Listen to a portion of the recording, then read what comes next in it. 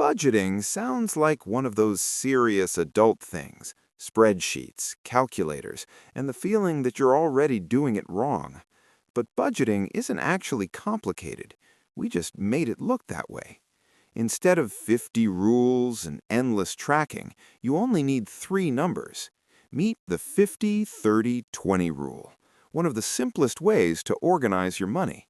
First, 50% goes to needs, the things you must pay to live. Rent, groceries, utilities, transportation, the non-negotiable stuff. Next, 30% goes to wants, the things that make life enjoyable.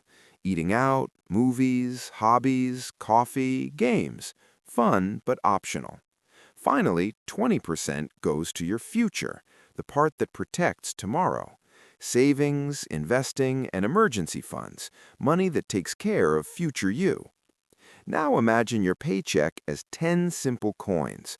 5 coins go to needs, 3 coins go to wants, 2 coins go to the future.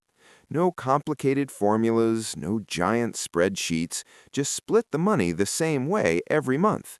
Because budgeting isn't about perfection, it's about giving every dollar a simple job with just 3 numbers.